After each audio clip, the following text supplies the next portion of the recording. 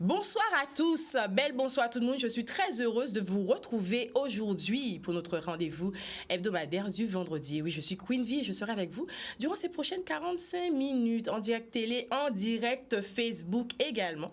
Et c'est l'occasion de partir vous faire un petit coucou sur le Facebook. En savent qu'elles sont déjà connectées. Je vous envoie un gros big love. Et oui, la communauté Facebook s'agrandit. C'est toujours pour moi un immense plaisir de participer, d'interagir avec vous. Alors, on peut espérer que Jodla Zo connecté, que vous serez prêts à participer à cette émission. Et pour ceux, les téléspectateurs qui nous regardent en direct, n'hésitez pas à nous appeler au 0590 96 10 10. Secret de femme, c'est une émission qui a vocation à mettre en lumière, à mettre en avant des parcours de femmes Guadeloupe, femmes qui capotent et gomme, comme j'aime à dire, des parcours inspirants, des parcours atypiques. Comme disent les anglophones, Representation matters. Et oui, avoir des modèles de femmes inspirants pour bâtir, pour construire notre communauté, c'est important. Et Secret de Femme a décidé de donner la parole à ces femmes pour la saison numéro 4. Sans tabou, à Tchéouvel, Yola, Yoka Vin, pour nous parler des histoires à yo, des récits à vie à yo. Et c'est toujours pour moi un immense plaisir de partager ces moments de vie inspirants, chaleureux, convivial avec vous. Pour les nouveaux, principalement là, 6 le rendez-vous est pris à partir de maintenant. C'est rendez-vous tous les vendredis à partir de 16h. Sans plus tarder, puisque ma queen est déjà présente sur le plateau, elle est magnifique. Vous avez été nombreux sur les réseaux sociaux, sur Instagram en particulier, à deviner de qui il s'agissait. Lundi, c'était une magnifique Miss Guadeloupe qui avait été élue en 2001 Miss Guadeloupe et qui a été élue également première dauphine pour notre plus grand plaisir. Première dauphine de Sylvie Tellier. Oui, me dit-elle, c'est bien ça. En tout cas, elle est avec moi sur le plateau pour notre plus grand plaisir. Elle a accepté de venir. Je vous demande d'accueillir Sandra Bisson. Bonjour Queen. Bonjour Sandra, comment vas-tu? Très bien, très heureuse d'être ici avec toi. J'ai envie de dire, on regarde cette émission à la télé et pour le coup d'être invitée, oui, c'est toujours forcément, il y a un petit moment d'émotion et en même temps une grande joie d'être sur ce plateau. Ah mais ça me fait super plaisir parce que déjà tu dis que tu regardes l'émission. Ça qu'a fait moins plaisir. Sandra, regarde l'émission. Voilà, c'est dit. Non, pas tout le temps, faut pas dire. Mais oui, mais Sandra, pardon. Je retire. Alors Sandra, on te connaît parce que voilà, en tant que Guadeloupéenne, tu es vraiment sur le devant de la scène médiatique. On a été émerveillés en 2001 parce que tu as été élue Miss Guadeloupe et puis après tu nous as fièrement représenté à l'élection de Miss France, première dauphine. Mais aujourd'hui, tu es là pour que les Guadeloupéens yo fouillent dit non et puis qu'on découvre un petit peu plus. Mais qui est Sandra? Ton enfance, qu'est-ce qui te fait vibrer? Qu'est-ce qui t'inspire, la femme que tu es? Les combats que tu mènes, quelles sont tes valeurs? Est-ce que tu es d'accord? Est-ce que tu as envie de t'ouvrir, de partager ça avec nous et les téléspectateurs? Allons-y. Eh bien, super. En tout cas, c'est l'occasion pour moi de revenir sur le chat. Je vois que nous avons déjà des coucous, des hello. Manzelle Amboulé qui est présente, Yvonne Dacou, bonsoir. Patrice Lafont, Karine Moza, Fleur des Roses. N'hésitez pas à nous envoyer des coucous et puis à participer avec nous à cette émission. Sandra, alors, on va commencer par les débuts. Je sais que tu es une bonne vivante. Oui, tu as le sourire, tu as la joie de vivre, comme j'aime à dire, une personnalité assez solaire. Est-ce que tu peux nous parler un petit peu de ton enfance? Qui j'en l'élevé ou c'est mon petit côté? Une enfance, j'ai envie de dire, bercée en Guadeloupe. Je suis née en Guadeloupe et j'ai grandi dans la région pointoise, à Pointe-à-Pitre, avec vraiment papa, maman autour, avec effectivement une grande sœur, Béatrice. Et puis très tôt déjà, en tout cas ma sœur me racontait le fait qu'après l'école, je pense un peu comme tous les enfants, non, bon allez, que j'aimais faire un peu la danse, le théâtre, enfin bon voilà, un peu effectivement cette joie de vivre, il fallait absolument qu'on me regarde et effectivement chaque jour il y avait une nouvelle scène, donc voilà mon enfance avec de la danse classique notamment chez Lydia des Hauteurs, donc vraiment qui apprend, je pense comme tous les sports, qui apprend vraiment la rigueur, le fait d'arriver à l'heure, oui, la discipline, et puis effectivement le classique, il y a besoin de tenue, donc c'était une belle école. Donc, merci pour ça, hein, pour cette partie-là. Et puis, j'ai été à l'école à Pointe-à-Pitre. Enfin, une enfance d'amour bercée, entre guillemets, par ce cocon familial et puis par une sœur très, très aimante. J'ai une grande sœur qui a 8 ans de plus. Donc, pour le coup, j'étais sa petite poupée, quoi. Je le suis toujours, d'ailleurs. Alors, est-ce qu'on peut dire que la jeune Sandra, la petite Sandra, puisque là, on est vraiment au niveau de l'enfance, les jeunes années, comme on dit, est-ce qu'on peut dire que déjà, tu avais une certaine confiance en toi? Parce qu'à cet âge-là, surtout maintenant, on entend souvent les enfants qui souffrent, manque de confiance, estime de soi. Est-ce qu'on peut dire que la petite Sandra, déjà, elle avait confiance en elle? Je sais pas. Ce truc de confiance, en tous les cas, a posteriori, je sais pas. Aujourd'hui, j'ai l'impression que c'est fluctuant, hein, la confiance en soi, si je dois en parler aujourd'hui ou même il y a 10 ans. Mais je sais pas si j'avais effectivement beaucoup de confiance en moi, mais en tout cas, j'avais pas ce questionnement-là, quoi. Roue libre, hein, ouais, je vivais, je profitais. Le week-end, on allait effectivement un peu plus voir la famille à la campagne. Donc, ouais, une belle enfance, franchement, y a rien à dire. Tu disais que très tôt aussi, tu as été bercée par les associations, prendre part aussi, organisation, oui, après la période vraiment, effectivement, après la période d'enfance, donc... Ouais, collège et lycée, j'étais dans une association. Donc, ma mère est du Lamentin et une belle association, l'association Céréales, qui existe encore, hein, pour le coup. Ah ouais. Oui, où ma mère, à un moment, était vice-présidente et elle m'a un petit peu guidée avec je fais un gros coucou à la famille Combe, puisque en l'occurrence, à l'époque, Élie Combe était président, qui m'a vraiment apporté, parce que j'ai pu et j'ai eu vraiment plaisir à animer avec d'autres jeunes, une commission jeune. Et là, on a découvert une Sandra qui était plus dans l'organisation, qui aimait organiser. Donc, on a pu organiser un voyage. On a été à Sainte-Lucie. Ensuite, on faisait des sorties pour les jeunes. Tu sais, le concept avant, c'était ça. C'était, tu pars en bus, tu fais une sortie. Après, tu vas en boîte de nuit, on va au cercle. Enfin bon, vraiment, avec le repas qui est donné, tu sais, pour 15 €. En tous les cas, ouais, c'était vraiment... Les belles années. Ouais, hein, on a envie de revenir à ça. Et ça t'apprend, qu'est-ce que tu as retenu de ces années? Qu'est-ce que ça t'apprend? Avec le recul, comme tu dis. La prise de responsabilité, pour le coup. Et puis, je me découvre effectivement des talents de décoratrice, puisqu'on organisait des événements, tu sais, associatifs, donc que ce soit autour du carnaval. Ah oui, et puis on avait mis en place un truc qui était hyper sympa, c'était autour du créole. Donc, manger créole, palais créole. Effectivement, tu vois, tu me remémores des choses qui étaient un petit peu lointaines. Des belles petits souvenirs. Voilà, exactement. Mais en tout cas, oui, et puis le vivre ensemble, ça a l'air tout simple, mais le vivre ensemble, c'est-à-dire faire avec d'autres, ça a l'air simple, mais souvent, c'est quand même compliqué. Le relationnel. Exactement. D'ailleurs, aujourd'hui, tu es en plein dedans, hein, tu travailles le relationnel. Et on verra que tout au long de ton parcours, le relationnel, le vivre ensemble, aller vers les autres, fait clairement partie, en fait, de toi et de ton fonctionnement, de ta personnalité. Exactement. Et puis pour rebondir à ce que tu dis, ce que ça m'a appris, c'est l'amour du voyage aussi, puisque c'est une association qui faisait énormément de randonnées déjà le week-end, hein, qui organisait avec un club de marche, des marches et des randonnées un petit peu plus sérieuses, hein, 4 heures, 5 heures, 6 heures. Et puis des voyages, on a pu vraiment découvrir la Caraïbe. On a même été effectivement au Canada. Donc par le biais effectivement associatif, j'ai pu bénéficier d'encadrement, de voyages en groupe et de prix bien sûr qui sont négociés pour les groupes. Donc c'est quand même hyper intéressant à ces âges-là, hein, puisque là j'étais, je pense, entre 14, 18, 20 ans, quoi.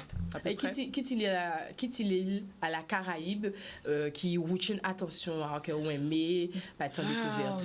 Cuba, j'ai beaucoup aimé Cuba. Ah ouais, Cuba. Pourquoi on t'a dit Sainte-Lucie? Ok, Cuba. Non, pas ça. Oh, Sainte-Lucie, Charmant.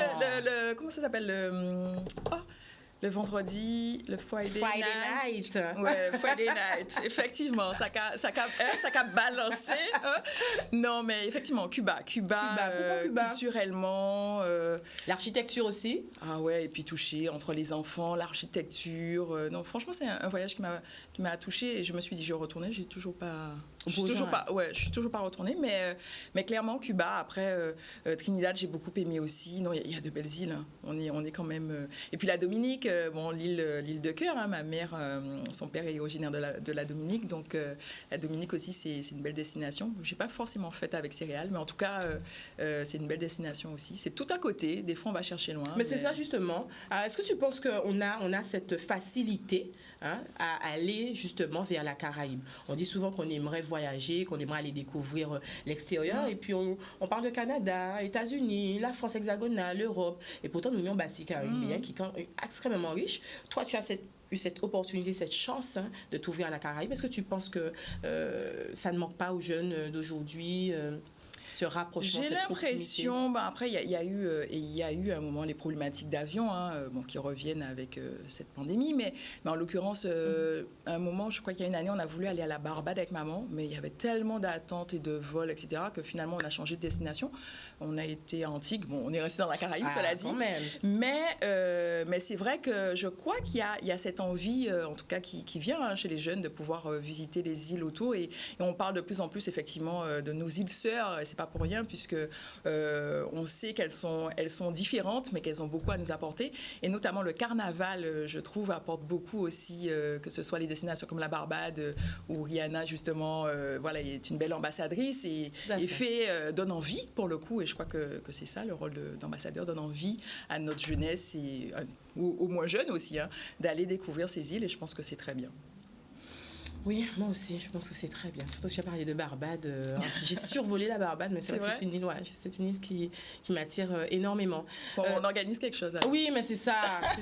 Donc ce sera possible de manière avec beaucoup plus de fluidité. Sandra, les études? À quel âge tu décides de partir de la Guadeloupe? Est-ce que ça a été un choix facile de quitter la Guadeloupe? Choix facile, non. Alors l'histoire, c'est bac scientifique quand même. Maintenant, je travaille dans la communication. Bac scientifique avec option physique pour le coup. Une année à Fouillol où je me rends compte, de toute façon, je savais quelque part que c'était pas forcément ma voie. Mais la petite histoire, c'est qu'il y avait une grève de la Poste. Et pour le coup, mes courriers ne sont jamais arrivés ou sont arrivés après les Quand tu parles des courriers, c'est les courriers les inscriptions. Les inscriptions pour les écoles, etc. Okay. À l'époque, j'avais envie de travailler dans l'environnement et dans le design, architecte d'intérieur. Okay. C'était vraiment les deux options. Et pour le coup, je me retrouve à faire une licence de physique. Donc bon, voilà. Même si c'était de très belles années. Fouillol, on découvre la scolarité différemment. Puisque pour le coup, jusqu'alors, moi j'étais au lycée de Petit-Bourg, lycée des Doigts de l'Homme. Donc, moi aussi. Ah, ben voilà. Oui. Et donc, du coup, oui... C'était une année entre deux. Et puis une année sabbatique, on appelle ça, Sandra. Non, parce que j'ai quand même été à l'école. Donc, on ne peut pas dire qu'elle était sabbatique, puisque j'ai quand même été à l'école. Mais pour le coup, grosse remise en question, et se dire qu'est-ce qui me ressemble, de quoi j'ai envie, et puis de pragmatisme, je crois. Donc, j'ai tout de suite bifurqué sur un BTS Action commerciale en alternance, où j'ai pu tout de suite toucher effectivement le monde du travail. Le monde du travail. Donc déjà, tu avais cette maturité de te dire que le monde du travail, ce serait aussi une belle voie pour t'insérer. Ah oui, complètement, sachant que j'ai l'impression qu'à l'époque, c'était pas forcément bien perçu. Mais c'est pour ça que je te pose cette question. L'alternance, on se disait, l'alternance, c'est un peu la solution de repli. Alors que finalement, c'est tellement bien l'alternance. Et ça s'est développé, on le voit de plus en plus. La nouvelle génération, elle a vraiment à cœur de s'insérer, de s'immerser dans le monde du travail. Et alternance devient un choix quasiment instantané, mais avant, pas trop. Ouais, pas forcément. Et on le voit, même avec l'instauration des stages, ne serait-ce qu'en troisième, de plus en plus tôt. Exactement. Il faut se confronter, je pense, à la réalité, puisqu'on se fait beaucoup de films, ou en tout cas, on en regarde beaucoup.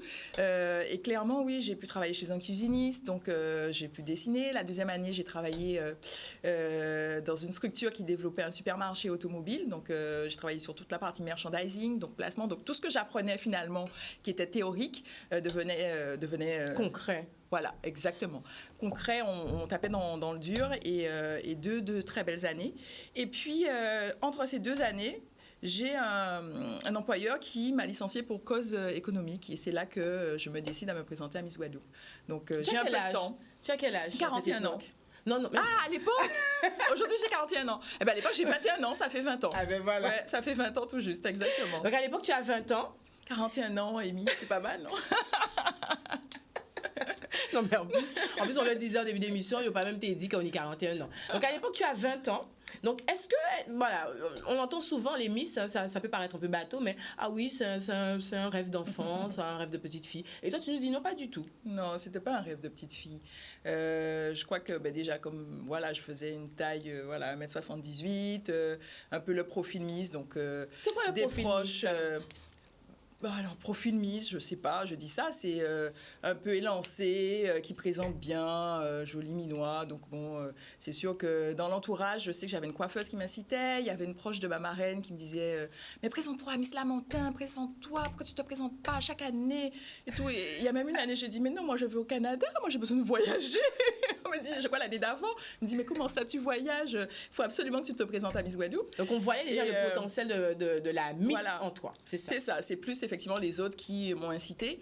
Et puis après, oui, c'est vraiment un concours de circonstances et le fait de me dire, j'ai un peu de temps devant moi, alors pourquoi pas? Pourquoi pas? Et puis, je crois que je lis dans le France-Anti, casting, donc j'y vais. Mais c'était pas un rêve de petite fille. Et pour le coup, après, on se rend compte que c'est vraiment, vraiment top, quoi. Et je dis à toutes les filles qui peuvent se présenter, présentez-vous, franchement. Alors, c'est top pourquoi? C'est top Concrètement, parce qu'on voit derrière. Alors, c'est vrai qu'avant, on avait beaucoup d'a priori. Oui, il y a la partie image. Et d'ailleurs, justement, il y a certains proches qui n'ont pas compris parce que du jour au lendemain, moi, j'étais en basket et savate, comme disent les Réunionnais, pardon, et sandales. Et puis, je mets des talons. Mais pourquoi elle met des talons? Elle est déjà grande, on ne comprend pas, quoi. On se dit, mais parce qu'il fallait apprendre, effectivement, à mettre des talons, à se présenter, à parler en public, etc. Et c'est top pourquoi? Parce qu'au-delà, effectivement, de la partie image, de la couronne, des paillettes, même si, voilà, toutes les femmes, on aime ça, hein, le make-up, la robe et tout, bon, tout cet univers très féminin. Mais au-delà de ça, il y a une école de la vie. Et franchement, ça me donne des frissons. À l'époque, c'était l'association CPCG qui organisait Miss Guadeloupe et qui organisait aussi la Reine des Aînés, notamment. Donc, toutes les choses qui sont culturellement très, très importantes et très fortes pour nous, qui véhiculent voilà, des valeurs, avec Madame Emmanuelle, qui est toujours voilà, dans ma vie, à m'envoyer des messages, à me soutenir. Je lui fais un gros bisou. Et clairement, on apprend à parler, on apprend à réagir sur des sujets, parce qu'il y a voilà, des cours d'élocution. On apprend à danser la biguine, alors ça a l'air tout simple. Mais en fait, moi, je ne savais pas danser la biguine. Et finalement, ça reste à vie. Dès qu'il y a un petit morceau de biguine, eh bien, plus moins qu'à danser. Non, mais c'est ça, les bases, on apprend les bases. Et ça a l'air bête, mais c'est vraiment une école de la vie qui vous lie à des personnes, qui vous donne effectivement une certaine assise. Et ça, même si on n'est pas élu, c'est ça qui est bien en fait pour le coup.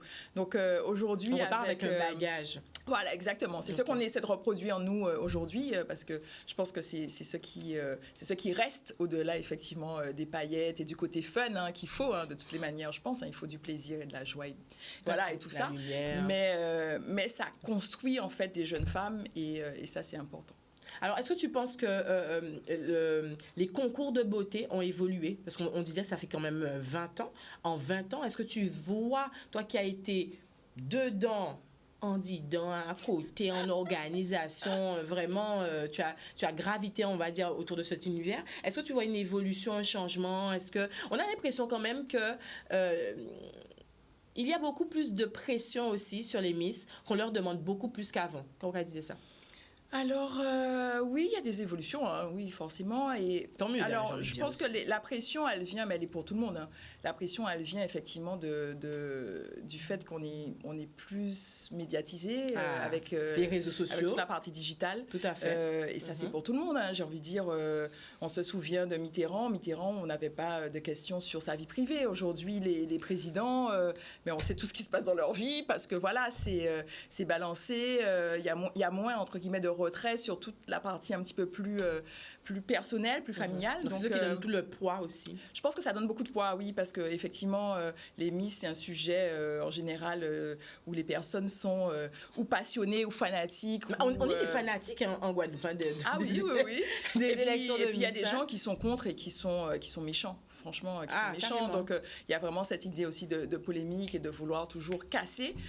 Moi, j'entends la critique, il n'y a pas de souci, mais des fois, les filles, elles reçoivent des messages quand même qui sont méchants. Qui sont durs, méchants. Ouais, qui sont méchants. De notre population ou d'ailleurs? Je ne vais pas vérifier, mais pour le coup, je pense que c'est comme pour Canal 10, quand on voit, il y a des reportages, des sujets, quand on scrolle un peu les commentaires, on dit oulalalala, oulalalala. Ça, c'est autre chose, parce qu'on parle quand même de jeunes femmes aussi, souvent lorsqu'elles... on les reçoit, on les a déjà reçus avec toi sur le plateau. On sent quand même une certaine confiance elles ont confiance en elles, mais on sent une petite fragilité, aussi. Oui, une fragilité. Je pense qu'effectivement, à ces âges-là, on est encore dans la construction. On se recherche. Bien sûr, à 18-20 ans, tout n'est pas écrit. Et d'ailleurs, tout n'est jamais écrit, puisqu'on est en perpétuelle construction de soi. Mais clairement, oui, on est sur une période un peu sensible. Et justement, on les aide, nous, avec du coaching en développement personnel, avec effectivement des conseils pour qu'elles puissent être de mieux en mieux dans leur peau et puis qu'elles puissent représenter notre super Bill au mieux. Notre papillon. Mais justement, avant de nous parler de tes fonctions, de tes activités aujourd'hui, 20 ans après, comme on dit, on va faire un petit tour aussi parce que Miss Guadeloupe, ça c'était en 2001, mais tu as été également première de fille de Miss France. Oui. Qu'est-ce que tu retiens de cette expérience? Ah superbe, j'ai envie de dire. On a fêté nos 20 ans en décembre dernier. Ah, j'ai vu les photos. Un grand moment. Franchement, se dit 20 ans après, on était à l'époque 46. Une belle promo et je crois qu'on était en décembre une vingtaine, quasiment 26 présente. Ou 28, oui, présente, avec des Miss qui venaient de partout, d'Angleterre, de Martinique. Enfin, franchement, un super moment en se disant, entre-temps, on a créé un groupe WhatsApp où on échange, mais on se dit, 20 ans après, voilà, il y a tout le lot de la vie, voilà. Il y en a qui ont été mariés, qui sont divorcés, qui ont plusieurs enfants, qui n'ont pas d'enfants, parce que voilà, elles peuvent pas en avoir, enfin, vraiment, mais on se rappelle de ce moment, de cette aventure, et c'est vraiment quelque chose qui reste gravé. Miss France, et je crois que tout le monde s'accorde à le dire, en tout cas les Miss qui ont pu concourir, c'est vraiment quelque chose d'impressionnant, parce que voilà, il y a toute cette mécanique, il y a tout, voilà, le show en lui-même, on produit quelque chose finalement en très peu de temps, en 2 semaines, 3 semaines de répétition, et puis c'est toute la magie qui est autour, et puis finalement, c'est vraiment le propre du vivre ensemble et du partage, c'est qu'après on repart avec des amis. Alors, pas toutes, on est bien d'accord. On est bien d'accord. C'est comme à Miss Guadeloupe, je leur dis d'entrée. Mais on se fait des amis à vie et finalement, c'est des moments forts. C'est pas un mythe. Il y a vraiment des Miss. Voilà, il n'y a pas de crépage de chignon. Si, il peut y en avoir. Il peut y en avoir, mais en tous les cas, je pense que c'est comme dans toutes les relations. Même au milieu professionnel. Voilà, exactement. Il y a des atomes crochus ou pas. Voilà. Un environnement parfois conflictuel. Mais en tout cas, oui, c'est une très, très belle expérience humaine et on apprend sur soi. Et pour le coup, c'est pour ça que je dis, allez-y, présentez-vous. Allez-y, n'hésitez pas. J'encourage en tout cas nos jeunes femmes guadeloupéennes à se présenter. On a un beau potentiel quand même en Guadeloupe. Est-ce que c'est ce qui t'a donné envie de créer Guadeloupe la Belle? Alors oui, bien sûr, on a des belles femmes. On ne peut pas dire non. On a de très, très belles femmes. D'ailleurs, souvent, elles ne veulent pas se présenter. C'est pour ça que je dis allez-y, parce que vous n'avez vraiment rien à perdre. Au-delà de ça, je pense que non, j'avais plus en tête le fait d'avoir une certaine expertise. Parce que pour le coup, j'ai profité effectivement des conseils de Madame Emmanuelle, de son mari, effectivement de tout l'encadrement, de Madame Boulmar. Enfin, vraiment une belle équipe autour. Et puis, ensuite, moi, j'ai eu la chance avec Sylvie Tellier, donc la Miss France de mon année, d'être chaperonne au national. Donc, j'ai été sollicitée par une autre Miss qui travaillait à l'époque à la société Miss France, Elia, qui m'a demandé effectivement si j'étais disponible pour être chaperonne. Donc, chaperonne, c'est quoi? C'est ce rôle entre la maman, la tati, la grande sœur, mais en même temps la maîtresse, parce que ça tape aussi sur les doigts quand il faut. Et de pouvoir effectivement exercer ce rôle au national, donc avec toutes les candidates des autres régions pendant quasiment 8 ou 9 ans. Mais à un moment, effectivement, Sylvie me dit, je lui dis, voilà, j'ai un enfant, qu'est-ce que je fais? Elle me dit, tiens, il y a cette opportunité de reprendre le comité. Et elle m'a incité vraiment à le faire et en réflexion, parce que pour le coup, il y a une vraie réflexion en amont, puisque je n'étais pas encore basée en Guadeloupe, et à se dire, mais qu'est-ce que je peux apporter? Parce que finalement, le faire, c'est une chose, mais quelle est la valeur ajoutée que je peux avoir sur une organisation? J'avais déjà cette vision, avoir envie d'apporter. Voilà. Et puis se dire, finalement, j'ai déjà un certain âge, donc là, on est plus dans le côté transmission, dans l'envie de partager ce qu'on a pu, nous, ce dont on a bénéficié, recevoir et donner avec d'autres femmes et d'autres équipes qui sont vraiment dans ce rôle et ça se passe magnifiquement bien. Hein. Et l'aventure, elle a combien d'années maintenant, cette belle 2018, aventure 2018. Voilà, 2018, la première année avec Ophélie. Ensuite, on a eu Ophélie Mézino. Ensuite, on a eu Clémence Bottino, Kenza Andrés-Bouison. Et puis cette année, Ludivine Edmond, qui est notre Miss et notre belle ambassadrice. Tout à fait. Quel est le bilan, hein? Parce que tu nous as cité là de très belles Miss, hein, qui ont fait de très beaux parcours. Quel est le bilan? Est-ce que tu es fière, fière de ce bilan, fière de ce parcours? Tu me dis ça, j'ai les poils qui s'hérissent. Un très beau bilan, j'ai envie de dire, surtout dans le contexte. Hein, il faut remettre les choses en place toujours. Un très beau bilan et puis toujours voilà, cette envie d'aller plus loin et de faire plus. Donc, des jeunes femmes au-delà des Miss élues, hein, des promos d'exception. Donc, je vous fais des bisous à toutes mesdemoiselles. Et puis surtout derrière, une belle équipe, hein, qui donne. Voilà, c'est du don de soi puisque c'est une association.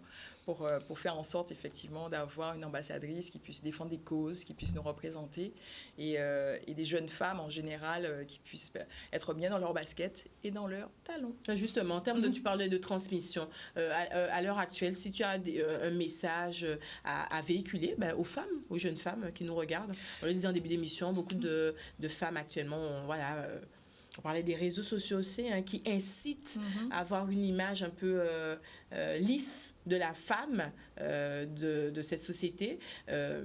Et ça crée, j'ai envie de dire, un peu de frustration par moment, manque de confiance. On a vu un reportage aussi il n'y a pas longtemps, hein, on ne va pas citer tout, mais les femmes de notre communauté ont du mal à trouver leur place, ont du mal à avoir une belle perception, en tout cas, de leur image. Je crois qu'effectivement, il y a l'image et il y a soi. Donc déjà, je pense qu'il y a un gros travail chacune, hein, sur soi, savoir qui on est. Et moi, en l'occurrence, j'en sors. Hein. La fin d'année, début d'année, c'est vraiment ces moments qui sont propices, hein, un peu à cette introspection. Qu'est-ce que j'ai pu faire? Qu'est-ce que j'ai légué? Où est-ce que je veux aller? Qu'est-ce que je veux faire de plus? Le fameux où bilan. je me vois. Oui, on n'est pas forcément dans, effectivement, comment on dit, les résolutions. Mais en tous les cas, dans les moteurs. C'est les moteurs de vie. Qu'est-ce que je veux finalement? Est-ce que je suis bien alignée? Parce que des fois, effectivement, on va se laisser happer par une tendance ou certaines choses qui arrivent, le contexte extérieur, complètement. Et je pense, pour ces femmes, qu'il y a vraiment d'abord un travail sur soi, tout simple, hein, de savoir qu'est-ce qu'on veut et qui on est, quelles sont les valeurs, tu en parlais. Moi, j'ai vraiment des valeurs qui sont assez simples, hein, celles du travail. Les grands nous disaient, mais ouais, il faut aller travailler, hein, pour gagner l'argent. Alors, c'est ça, en fait, c'est cette fierté après de se dire, moi j'ai travaillé, donc j'ai gagné mes sous, voilà, à la sueur de mon front. Ces valeurs de partage, pour moi, voilà, c'est aussi très important, hein, se vivre ensemble, ce côté transmission, partagé avec les autres, parce que finalement, on est unique, on est unicité, mais on est avec d'autres personnes, d'autres entités. Et puis la famille, je crois que c'est quand même un gros pilier, puisque... Pilier familial. Voilà, exactement. Même si je suis bonne vivante, etc., mais la famille, c'est quand même primordial. La famille. Alors, on va faire un coucou du côté de Facebook. Nous avons avec nous Sandra Bisson, hein, pour ceux qui nous rejoignent actuellement, qui est une experte en communication, Miss Guadeloupe 2001, qui a été également première dauphine Miss France et qui a accepté de nous parler de son récit, de son parcours aujourd'hui dans Secret de Femme. On fait un tour du côté du Facebook. Alors, Hélène Galvani qui nous dit, tu n'as pas changé, visiblement, Sandra. Hein? Félicitations. Continue à prendre soin de toi. Ça veut dire qu'à somme... Chaque année, un kilo. Tu exagères, ou qu'exagérer. Kitoun Cyprien qui nous dit, j'adore cette émission. On t'envoie une belle force, Kitoun Cyprien. Mouton Lucie qui nous dit, a-t-on besoin d'un concours pour se sentir belle finalement? Ah, ça c'est une belle question. Non, heureusement. Oh là là, mon Dieu. Ah non, heureusement qu'on ne se sent pas belle à cause d'un concours. Enfin, le concours, en l'occurrence, effectivement, c'est un concours de beauté, mais on travaille sur d'autres, des critères. Mais non, une petite femme, une femme ronde, une femme pulpeuse, une femme mince. Non, la femme sa pluralité. Voilà, une femme. Pour le coup, une femme sapoti, mulâtre, noire, négresse. mais on peut être belle sans effectivement ce truc de critères de critères beauté, de beauté lié à un concours. On est bien dans un concours, là. On est bien dans on un est dans un concours. registre particulier. Exactement. Mademoiselle Amboulé qui nous dit vraiment rayonnante. Alors, Mademoiselle Amboulé, c'est pas Sandra ou moi? On prend toutes les deux. Hein. On prend toutes les deux. On prend toutes les deux. Je pense que c'est toi. Non, c'est toi, arrête. Alexandra Lambert. Orange, Marie-Carmen, tout ça. Alexandra Lambert qui nous dit j'aime beaucoup cette jeune dame. Ouais, jeunesse, la jeunesse. Alors, Mademoiselle Amboulé, les critiques ne sont pas forcément constructives. En effet, et là, je pense qu'elle revient sur oui. tout à fait. Hein, on a dit les Il y en a qui sont constructives dans le lot. Mais c'est vrai que... Par moments, ça blesse. Il faut faire attention à ce qu'on dit. Surtout, on l'a dit, ce sont des jeunes femmes le plus souvent. Alors, Jenny Poirier qui nous dit, bon, laissons parler les gens, quand Yoka dit. Samoundi, Yodi, merci Queen pour ton émission. Sonia qui nous dit, belle bonjour, Moon au pays. Ben, on te salue, hein, les fidèles. Sandra Bisson, experte. Sarah Juste. Sarah, c'est la coach en développement personnel cette année de Ludivine. Qui a rejoint la team et qui a rejoint la team. Suivez-la, allez. Suivez-la. Bon, voilà, de toute façon, on va la recevoir bientôt. Madly Congré qui nous dit, elle se rappelle pas de moi, je l'ai bien promenée. Madly Madly Congré, alors on ne sait pas, Madly donne-nous plus de détails. On veut tout savoir. Alors Yvonne Daco, nous avons tout notre charme. Oui. Kitoun Cyprien, vous êtes toutes les deux très belles. Nos femmes sont belles. Marie-Michel, Gwyn, Mistoko. On vous fait un grand coucou à tout le monde. Alors Sandra. Merci à toutes. Eh ben voilà. Beaucoup de cœur sur Facebook.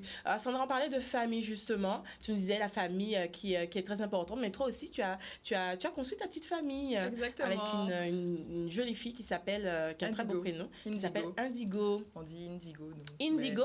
On peut dire les deux. Tu préfères Indigo? Oui. Tu préfères Indigo. Ok, très bien. D'où nous vient ce magnifique prénom? Alors, moi, je suis partie dans des scénarios là, de ouf, et finalement, non, pas du tout. Alors, est-ce que Une belle histoire, en fait. Le prénom vient de son père, hein, qui a comme film culte un film de Spike Lee, le premier film de Spike Lee, Mo Better Blues, avec Denzel Washington. Et dans le film, la sœur de Spike Lee joue un rôle et elle s'appelle Indigo. Et pour le coup... ça a été une évidence, hein, j'ai envie de dire. En plus, je crois qu'elle porte bien son prénom. Elle a une belle personnalité. Indigo. Alors, on la revoit toute petite. Notre Miss Maman. Alors, qu'est-ce que cette aventure de maman t'a apporté? De la patience. Mais je crois que toutes les mamans, c'est ça, non? Je sais pas. On se découvre finalement pas très patiente que ça. Finalement. Ou de la patience, mais oui, de la patience. Pour le coup, et puis cette réalité où on n'est plus toute seule. Je sais pas, c'est c'est en tout cas la première année, c'est vraiment ça, c'est se dire. Je ne pars pas faire ça, non, j'ai un enfant, donc il y a vraiment, ça fout une bonne claque. Oui. Entre guillemets, ça fout une bonne claque. Non, tu sais, je rigole parce que tu as mis les mots, mais c'est vraiment ça. Tu as même la larme aux yeux. Non, mais c'est ça, tu te dis, non, mais là, je suis plus toute seule, quoi. C'est fini.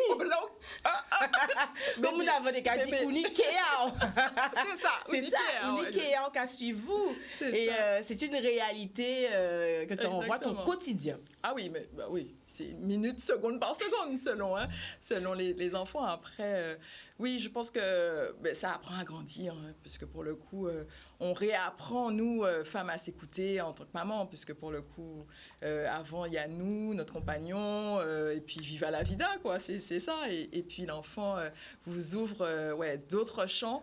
Et permet de s'ancrer aussi. Hein. Complètement, tu as raison, on s'ancre et puis... on fait attention à un autre être, un autre petit bout, et essayer de le comprendre. Et puis, c'est vraiment ça, les premiers mois, comprendre sans parole. Donc, ça demande, hein, mine de rien. Mais oui, puisque l'enfant, il a d'autres moyens d'expression, donc il faut s'habituer, donner. Enfin, c'est vraiment un beau challenge, mais complètement différent de ce qu'on peut vivre avant. En tous les cas, je souhaite à toutes les femmes de pouvoir vivre, en tout cas celles qui veulent cette belle opportunité. Et puis je pense bien sûr à celles qui ne peuvent pas, parce que parfois la nature fait qu'on ne peut pas avoir d'enfants et ça peut être douloureux aussi.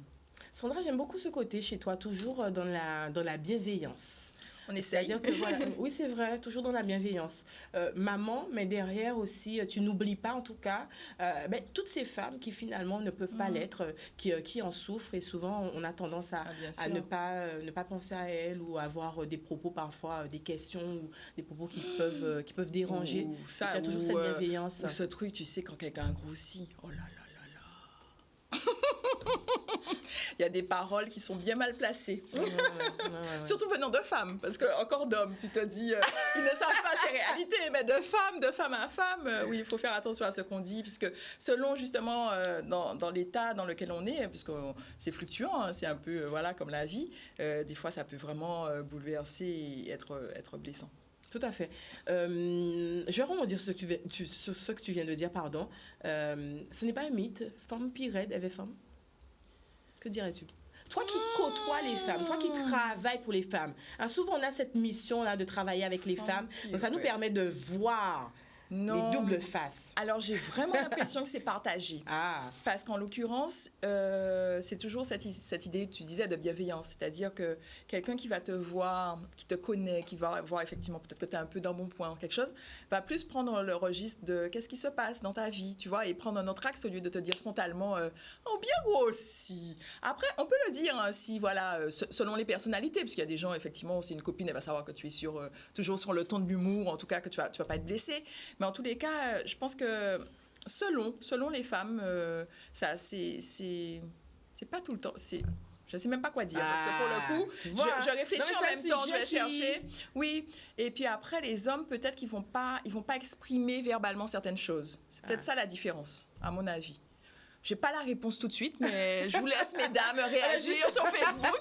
Je suis en train de réfléchir. C'était une bonne question. Mais Sandra l'a lancé. Dites-nous ce que vous en pensez sur le Facebook. Alors, Mademoiselle Boulay qui réagit, le fameux ou grossi ou enceinte, alors que tu es juste probablement sous traitement aussi. Ah oui, complètement. Sous traitement aussi. Ce qu'elle dit là, c'est pas ou juste en phase de transition, de menstruation. Oui, aussi. Des fois, hein, parce qu'il y a des femmes qui ont vraiment ce souci, hein, qui prennent 4-5 kilos juste parce que voilà, la période menstruelle, elle est présente. Exactement, tout à fait.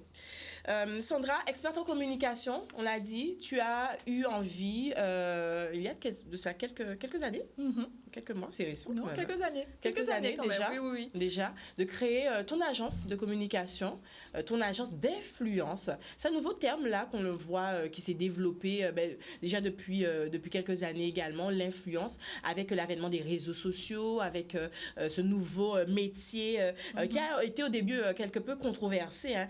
Qu'est-ce que c'est influenceuse? Qu'est-ce que ça veut dire ça? Influenceuse, son métier, alors, etc. Et on voit quand même que ça perdure un peu dans le temps. On voit de nouveaux métiers aussi, et puis cette envie, quelque part, de professionnaliser ce qui, au début, était un peu du chocage. On fait de l'influence, mais on ne sait pas où on va. Cette agence d'influence qui a été créée, quel constat, tu pars de quel constat, et quelle est la vision que tu as? Pourquoi cette envie de créer une agence de communication et de travailler aussi avec les influenceuses, le nouveau métier que l'on voit depuis quelque temps? Alors, le conseil, il est simple. Je pense que tout le monde influence tout le monde. Quelque part. Oui, parce que je vais acheter telle chaussure, je vais acheter telle voiture, parce que tel oncle et en parle, et puis nous donne envie pour telle et telle raison, tel et tel attribut. Et finalement, dans le marketing et dans cette partie vente, le bouche à oreille est hyper important, et c'est finalement l'influence pour moi, ça découle effectivement de toute cette mouvance, sachant que la tendance est venue des États-Unis. Et je me souviens, moi, à l'époque, je travaillais pour une marque de produits capillaires. Hein, j'étais responsable de la communication. J'avais fait un déjeuner avec Fatou Ndiaye, une Africaine réputée. Je crois que c'était l'un de mes premiers rendez-vous avec des influenceuses, pour le coup. Commencer à travailler, effectivement, avec elle pour promouvoir les produits. Et elle, effectivement, tout de suite, elle parlait de ce côté professionnel qu'il y avait et cette perception négative qu'il y avait peut-être encore en France, là pour le coup, on n'y est plus, ça remonte à plus de 10 ans. Et clairement, les influenceurs, en tous les cas, sont ou effectivement à plein temps parce qu'ils peuvent en vivre. C'est un peu comme cette idée de chanteur, hein, ou en l'occurrence, ils donnent de leur expertise, ou ne serait-ce que s'ils ne sont pas experts de leur passion sur les réseaux sociaux, à parler de ce qu'ils aiment. Et le fait est de professionnaliser la chose, c'est de rendre la chose effectivement bankable, parce que ça amène à vendre, tout simplement pour une marque de capillaires, de vêtements. Ça dirige par le biais de clics, par le biais de visibilité, vers une marque qui, au départ, sur laquelle on ne se serait pas arrêté forcément. Est-ce qu'aujourd'hui, nos influenceurs antillais-guyanais, est-ce qu'ils arrivent à vivre de cette activité, comme on peut le voir aux États-Unis ou ailleurs? Parce que, ou t'es qu'à dire, ça j'ai qu'à fait 10 ans, mais nous, en Guadeloupe, nous ni concept à influence-là, qui est finalement très récent. Donc, est-ce que nous ni... Oui, il y en a. Voilà. Oui, peut-être même plus en Martinique qu'en Guadeloupe, mais en tout cas, oui, il y en a. Pourquoi cette différence? Tu touches un point non, qui est intéressant. Non, je ne sais pas, parce que pour le coup, ouais, c'est pas... on va avoir, nous, de grands sportifs qui font un petit peu d'influence. Je pense à des sportifs assez jeunes, hein, pour le coup, puisque il y a une question de génération aussi. Génération. Mais non, et puis même les chanteurs, hein, en font, pour le coup. Je pense à Stony, en fait, toutes les chanteuses, elles en font un petit peu, Lincha qui est de la Martinique, mais en tous les cas, oui, cette idée, effectivement, elle n'est pas liée à une île. Je pense que tout simplement, elles se sont lancées parce les opportunités. Je pense à Petit Bout de Soleil pour la Martinique, c'est pour ça que j'ai dit ça, qui va vivre effectivement c'est un métier, hein, de son activité, hein, de créatrice de contenu. Mais oui, de plus en plus, effectivement, il y a des influenceurs qui en vivent. Et après, il y en a qui font ça en part-time parce qu'ils vont aimer le maquillage. Donc, pour le coup, ils vont parler de make-up. Et après, il y en a qui quittent leur activité parce qu'il y a un moment, effectivement, ils ont envie de passer le cap. De se professionnaliser. Exactement.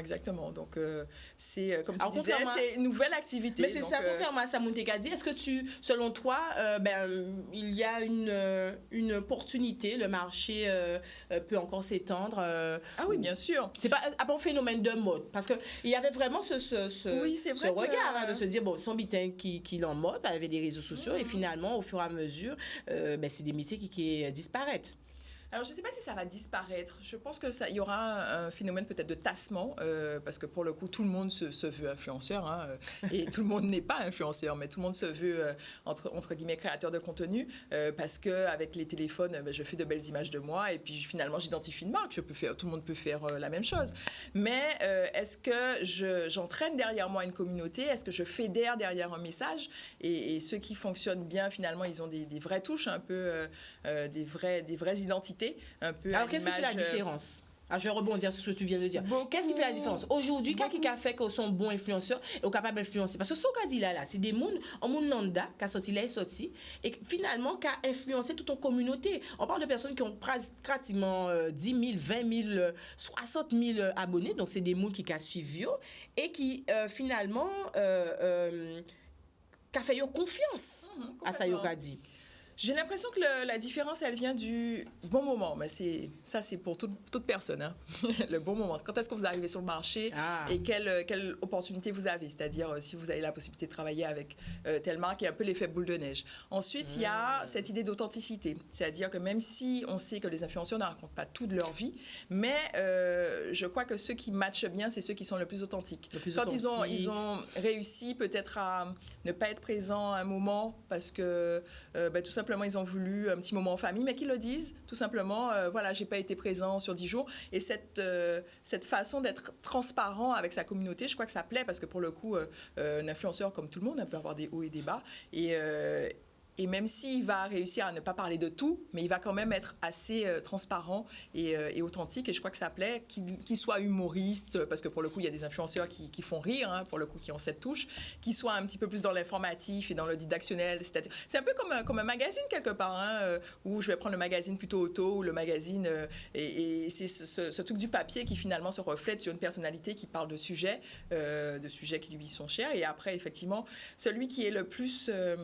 fidèle, j'ai envie de dire, avec une certaine éthique, tout simplement un influenceur qui va parler tout le temps de mode, et puis demain tu lui proposes tout le temps de mode, hein.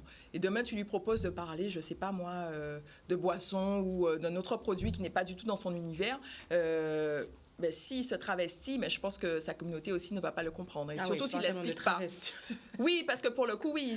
Ouais, ben, ça n'a pas de sens. Ça n'a pas de sens parce que 100% de ses sujets sont liés à la mode. Et puis, du jour au lendemain, sans expliquer, enfin bon, voilà, juste peut-être parce qu'il y a derrière le côté monétaire, hein, parce que forcément, ils en vivent. Mais là, ça va décrocher parce qu'il va avoir moins d'engagement, les gens ne vont pas comprendre. Donc, je pense que ce sont des facteurs qui jouent sur le fait qu'il y en a qui réussissent plus que d'autres. Et puis, bien sûr, la technicité, hein, le fait de manier bien... la communication, etc. Ça aussi, c'est important. Et puis les différents formats, voilà, ça va super vite. Tous les jours, il y a des... Il faut être réactif. Complètement. Ben justement. Alors, on fait un petit tour du côté de Facebook. On nous dit qu'il ne reste pas beaucoup de temps. Et Lucien Mathieu Pascal Fanfan qui nous dit émission très intéressante. Merci beaucoup. Sarah Juste qui nous dit Sandra est à l'écoute de son client. Il travaille véritablement l'authenticité de celui-ci ou celle qui est en face. Alors Sandra, il ne reste pas beaucoup de temps. 3 questions par rapport à l'actualité du moment. On parlait d'influence. Alors récemment, il y a eu une influenceuse qui s'est suicidée suite à du harcèlement qu'elle subissait online. Tu le disais tout à l'heure là, elle est rentrée, elle le disait dans des reportages qu'on a filmés d'elle avant, qu'elle est rentrée un peu dans une spirale de dévoiler toujours un petit peu plus d'elle. Et finalement, au moment de la séparation avec son compagnon, voilà, donc c'est des parties de sa vie qui ont été happées par le public. Et le public, certains en tout cas, on le parlait tout à l'heure de critiques, sont rentrés un peu sur elle, boum, hein, ils ont commencé à envoyer message bye, et puis elle n'a pas su faire face à cela. Elle s'est suicidée, hein, une maman de 4 enfants, de 3 ou 4 enfants, hein, c'est une histoire vraie ce que je raconte. On en parlait tout à l'heure là, les avantages, mais il y a également des inconvénients à cette influence, ce besoin d'authenticité qui t'a se dévoiler. Qu'en penses-tu? Oui, c'est pour ça que je disais, ceux qui réussissent bien, pour le coup, je trouve, hein, c'est quand ils ont effectivement des moments de repli, de faiblesse, ou en tout cas, ils ont envie d'avoir un peu leur cocon, ils arrivent à le dire, parce que pour le coup, on ne peut pas tout dire. Et avant de le dire, qu'ils arrivent à prendre ce moment aussi. À le prendre, c'est-à-dire à laisser un peu le téléphone, Tout à fait. Voilà. Tout à fait. Et je pense que c'est un peu... Les influenceurs, voilà, on en parle, mais c'est pour tout le monde pareil. Même pour toi, en tant qu'animatrice, on va pas savoir tout ce que tu fais tout le temps, etc. À un moment, tu as besoin d'un peu ta bulle pour te ressourcer, revenir. L'énergie que tu déploies à chaque émission, moi, je me dis, mais pour les qu'après énergie, là, ça, mon Dieu. Ben oui, il faut un moment quand même, voilà, se ressourcer, revenir à des choses un petit peu plus basiques, plus simples, mais qui sont, je pense, source d'épanouissement, hein, clairement. Donc pour pouvoir donner, oui, il faut. Donc, tu conseilles aussi aux influenceurs que tu accompagnes dans ton agence. On va donner les détails de ton agence tout à l'heure pour les personnes, pourquoi pas, qui seraient intéressées, qui ont envie de découvrir ton travail. Tu conseilles aussi à ces influenceuses de prendre du temps pour elles, de se recentrer. Oui, je pense que c'est vital, oui, clairement. Ouais, clairement. Et ça, que ce soit, c'est des conseils de vie et même, voilà, il faut se l'appliquer même en tant que citoyen, hein, à soi-même. Hein. On ne peut pas être tout le temps aller au taquet sur les réseaux. Et non, à un moment, il faut savoir se faire du bien, voilà, se prendre du temps pour soi, mais que pour soi. Que pour soi. Deuxième question en lien avec l'actualité. C'est toujours des sujets un petit peu sensibles et délicats que nous abordons.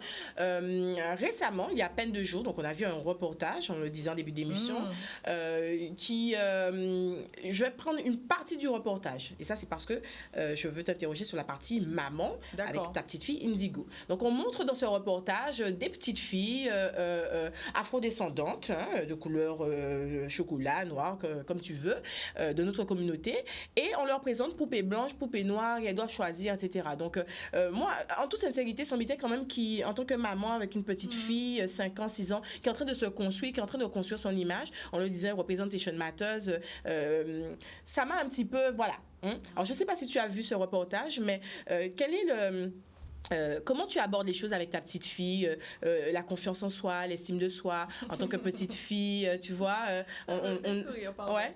Ça me fait sourire parce que son père a tendance à dire que notre fille, effectivement, c'est Miss Self-Esteem, quoi. L'estime de soi, c'est bon, ça y est, c'est acquis. Je pense que bon, il y a un travail aussi, mais en général, effectivement, elle a pas trop de soucis. Donc, quand tu dis un travail, Pour le coup, je pense que oui, nous, en tant que parents, c'est ça, oui, il y a des codes à donner, et il y a des choses à faire, oui, bien sûr. Il est important de le faire. Quand tu me parles de ça, ça me fait vraiment sourire parce que moi, pour ses 1 an, je lui ai offert une poupée noire et ça a été sa première poupée, une poupée noire. Alors, je l'ai commandée et quand elle est arrivée, bon, elle était bien trop grande, une grande poupée noire avec l'afro. Et d'ailleurs, on l'a baptisée Morgane pour Morgane Thérésine parce qu'à l'époque, Morgane elle avait l'afro et tout. Et j'ai dit à Momo à chaque fois, mais tu sais pas, mais elle s'appelle Morgane, quoi. Donc, on pense à Morgane tout le temps, mais pour le coup, voilà. Et donc, j'explique à ma fille, voilà, on a appelé la poupée Morgane parce que Momo, du coup, ça a l'air tout simple. Mais ce sont des valeurs que tu transmets. Exactement. Et Morgane, avec son afro, elle est jolie. Et pour le coup, des fois, je fais l'afro à ma fille. Alors, c'est pareil. Elle aime son afro, elle aime la texture de son cheveu. C'est plein de choses que tu inculques, que tu apprends. Et c'est au quotidien, selon toi, que je pense que ça se passe. Et pour le coup, l'émission est passée. Moi, je lui ai demandé alors laquelle tu préfères. Elle, c'est Momo, bien sûr. Mais, tu as pris le temps de lui poser cette question. Je lui ai posé la question. Ouais, je me suis dit, c'est tellement. Toi aussi, du coup. Ah ouais, clairement. Tu vois, t'as un peu ce truc, on est d'accord. On est d'accord. C'était moi, j'ai trouvé ça violent. J'ai trouvé ça violent. Complètement. Et surtout quand on regarde cette émission avec la petite fille à côté, et finalement, elle me dit, ma petite fille, moi, elle m'a dit, mais tu vois, maman, elle choisit tout ça, la poupée blanche. Rebondir sur ça, c'est voilà. Après, c'est lui apprendre effectivement que le noir c'est beau et que le blanc c'est beau. Moi, je pense qu'il faut lui apprendre les deux, c'est-à-dire qu'elle peut avoir cette confiance et cette estime d'elle-même, mais qu'elle puisse aller vers les autres. Rejeter. Ah oui, bien sûr, il faut qu'elle aille vers les blancs, les jaunes, et puis voilà, quoi, qu'elle parle à tout le monde. Mais d'ailleurs, ma fille n'a pas de problème, elle parle à tout le monde. C'est ce que ma mère, sa grand-mère dit toujours. C'est pas... oui, clairement. C'est ça de sa maman. C'est ça de sa maman. Alors, on arrive à la fin de cette émission. Ton agence, est-ce que tu peux nous laisser tes coordonnées pour les gens qui suivent vous et qui ont envie justement avec grand plaisir. Rejoindre la team? Avec grand plaisir. Donc, effectivement, agence de communication et d'influence, mais qui fait aussi beaucoup de branding, qui accompagne des structures ou des personnes sur leur image pour créer leur identité. Je parle de personal branding, leur identité personnelle pour qu'elle soit présente sur les réseaux, mais aussi qu'on puisse parler d'elle. Et puis, toute la partie relations presse également. Donc, j'ai une agence qui fait et qui propose tous ces services avec un seul lien. Je pense que c'est le plus simple, c'est sandrabisson.com. Et si vous voulez effectivement qu'on échange, j'ai une formule 15 minutes, on parle en visio, 15 minutes pour savoir effectivement si je peux répondre à vos besoins. J'évalue si je peux y répondre. Si je ne peux pas y répondre, et c'était le cas il y a 2 jours, j'ai orienté vers une personne qui est plus à même de répondre, parce que pour le coup, je n'offre pas tous les services, c'est une petite structure, mais je réponds entre guillemets et j'aide aussi ceux qui sont à côté de moi, parce que je pense que c'est... Tu vois, encore la bienveillance, tu vois. Toujours. Ça. Je ne peux pas, mais mais c'est comme ça. Après, je pense que quand on est entrepreneur, là, j'ai reçu un message d'une connaissance. On s'est toujours pas vu. Elle est rentrée en Guadeloupe quasiment en même temps que moi. Je dis mais non, mais là, ça suffit, il faut qu'on se voit. Parce qu'on s'envoie des messages effectivement ponctuellement, mais je crois qu'il y a elle s'appelle Joëlle Badalou, je lui fais un petit coucou d'ailleurs. Je crois que oui, il faut qu'on soit comme ça, puisque on se rend bien compte, les choses ne vont pas en s'améliorant. Il y a des problématiques sociales, économiques, sanitaires. Criantes. Oui, complètement, ça c'est nos réalités. Donc il faut le y'en a l'autre. C'est ce qui est de notre culture, donc il faut le garder. Il faut le garder, il faut le conserver. Super, on arrive à cette fin d'émission. On fait un dernier coucou du côté de Facebook. C'est le moment de vous lâcher. Comme toujours, c'est le moment de nous envoyer en lot, l'amour. Je veux voir des cœurs, je veux voir des flammes, je veux tout voir. Alors, Josia Casson qui nous dit, alors déjà, Nora Lisa qui nous dit trop belle, au pluriel. Merci beaucoup. Josia Casson, 2 belles têtes bien pleines, je les admire, elles dégagent quelque chose de bien. C'est ça les femmes de mon pays, Guadeloupe. Yes, I. Mouton Lucide qui nous dit, l'univers n'a qu'un seul langage, l'amour. Je pense que c'est ce que tu dégages. Tesseris qui nous dit, Sandra Queenville est connectée, l'amour bazote, belle émission. Merci infiniment. Nadlion, il faut toujours se valoriser et être fier de qui on est. Belle émission, bravo. Merci beaucoup. Manzel Amboulé, bravo mesdames. Bonsoir Sandra, beau, très belle émission. Merci à vous de nous avoir suivis. J'espère que vous avez pris autant de plaisir que moi de découvrir Sandra, notre Miss Solaire. Je ne sais pas pourquoi, mais moi quand je te vois, c'est ça. Et moi je pense que ton émission, elle devrait être conseillée à toute femme. Parce que c'est une bonne dose d'énergie. Tu reprends, voilà, dans ces périodes un peu compliquées, là, tu sais, où il y a un peu de morosité. Regardez, partagez. Je suis émue. Non, mais je suis vraiment émue. Il n'y a pas moi qui dis, c'est Sandra. OK? Donc, partagez. En tout cas, je suis très, très, très contente d'avoir été en ta présence aujourd'hui. On a passé un bon moment. Voilà, on a passé un bon moment. Merci de t'avoir à parler aussi de sujets sérieux pour le coup. Surtout avec le sourire, mais en tout cas, on a abordé des sujets sensibles, des sujets sérieux. Merci pour ça. Merci pour ta disponibilité. On envoie un bisou à Indigo. Indigo. Hein, on lui fait un coucou. Je suis sûre qu'elle sera heureuse de voir sa belle maman. À ta maman, voilà, toutes les personnes aussi qui sont fières de te côtoyer, voilà. Et puis nous, on se retrouve la semaine prochaine, notre rendez-vous hebdomadaires. Le mardi, le clin d'œil événement. Je vous rappelle qu'il y a une émission qui a vocation à mettre en avant nos porteurs de projets, nos associations en Guadeloupe. Donc n'hésitez surtout pas, si vous avez, vous aussi envie de venir communiquer sur votre événement, vous venez sur le plateau avec grand plaisir. Et le vendredi, c'est notre rendez-vous. C'est petit moment à nous, nous entre femmes, nous qu'à supporter, nous qu'à inspirer, nous fédérer et conscientiser, comme j'aime à le dire. On se retrouve la semaine prochaine. Et en attendant, moi, je vous souhaite un excellent week-end. Profitez bien. Sandra dit, prends soin des autres. Et puis, on l'eau,